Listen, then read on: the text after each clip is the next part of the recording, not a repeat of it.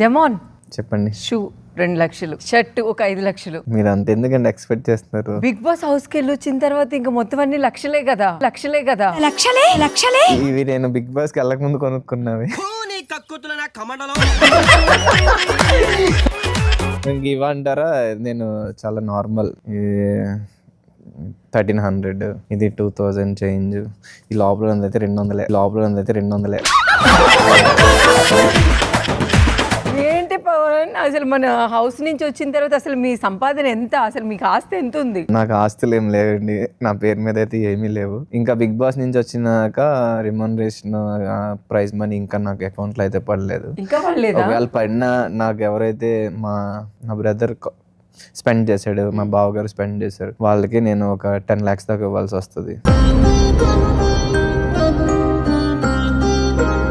అసలు నీకు ఐడియా ఎలా వచ్చింది పవన్ సూట్ కేసు తీసుకొని రావాలని? అంటే నేను స్టార్టింగ్ నుంచి కొంచెం మనోళ్ళు వీళ్ళ మీద అరిస్తే వాళ్ళు బాధపడుతున్నారు, ఇప్పుడు ఇంకా బాధపడడం ఇష్టం లేదు.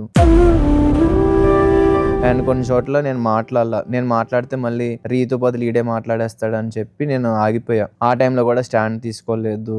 సో నా గురించి బ్యాడ్ గా వెళ్ళని అని నాకు అనిపించింది. సెకండ్ థింగ్, 4th week లో కళ్యాణ్ నాకు అగ్నిపరీక్ష షోలో మేమేమి బెస్ట్ ఫ్రెండ్స్ కాదు. అసలు మీరు ఫ్రెండ్సా ఎనిమీసా? మేమిద్దరం కూడా అగ్నిపరీక్ష షో నుంచి కామనర్ గా వచ్చారు. ఒక ర్యాపో ఉంది. బట్ హౌస్ లోకి వెళ్ళిన తర్వాత వాడి ఫస్ట్ ప్రయారిటీ ఎవరు? శ్రీజ, ప్రియా, ఆ తర్వాత నేను. సో నాకు ఇక్కడ ఫస్ట్ ప్రయారిటీ ఎవరు? రీతు లేకపోతే కళ్యాణ్కి సపోర్ట్ చేస్తా అన్న. సో నేనేంటి ఆ వీక్ రీతుకి సపోర్ట్ చేద్దాం, నెక్స్ట్ వీక్ కావాలంటే వీడికి సపోర్ట్ చేద్దాం అనుకుని అట్లానే చేశాను. నెక్స్ట్ వీక్ వీడికే నేను సపోర్ట్ చేస్తా. బట్ ఆ టైంలో వీడు చాలా బాధపడ్డాడు. గేమ్ లా చూశాను, బట్ ఆడేమో మోసం చేసా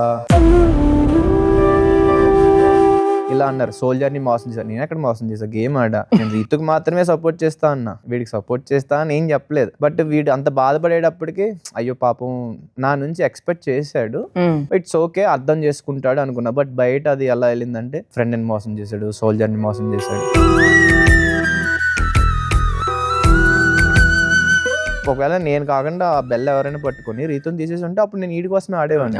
అదొకటి. కట్ చేస్తే రీతు గురించి ఆ మాధురి గారు మాట్లాడినప్పుడు గానీ, నెక్స్ట్ సంజన గారు మాట్లాడినప్పుడు గానీ నేను గట్టిగా మాట్లాడలేకపోయాను. ఎందుకు మాట్లాడలేకపోయానంటే రీతు బదులు వీడే మాట్లాడుతున్నాడు, అదొక ప్రాబ్లం, ఇదొక తలపోటు. నెక్స్ట్ ఆ వర్డ్స్ ని మీరు చేసేది అసహ్యం ఏదైతే అన్నారో. బేసిక్ గా అందరూ అనేవారు బయట నుంచి ఏదైతే వస్తుందో అది డెమోన్ తీసుకొని రీతు మీద రుద్దేస్తున్నాడు, రీతు మీద ఫైర్ అయిపోతున్నారు అని కూడా కొన్ని అప్పుడు అనేవారు మీ హౌస్ లోనే. సో నా ప్రాబ్లం ఏంటంటే నేను ఇప్పుడు ఆ వర్డ్స్ ని హైలైట్ చేయాలనుకోవట్లేదు. అసలే డెమోన్ కి కొంచెం కోపం వచ్చిందంటే 2-3 లాక్కుని తీసుకెళ్లిపోతాడు. గేమ్ లో చూసారా, ఇట్లా చుట్టూ అట్లా పాడేసి. ఏంటి డెమోన్ నువ్వు అసలు ఎంత ఇమ్మును కూడా, వాడి పర్సనాలిటీ ఎలా ఉంటుంది, వాడిని కూడా ఆపేసేవాడివి నువ్వు. డెమోన్ కూడా అటు సైడ్ ఉన్నాడు రా, ఏంటి పరిస్థితి, అట్లానే మాట్లాడుకునేవారు అందరూ. అంత స్ట్రాంగ్ గా ఉండేవాడు కదా. ఆ లాస్ట్ ఏదో సంథింగ్ హోల్ లో ఇసుక అంతా వేసి దాన్ని క్లోజ్ చేయాలి ప్లాట్ఫామ్ మొత్తం. రోడ్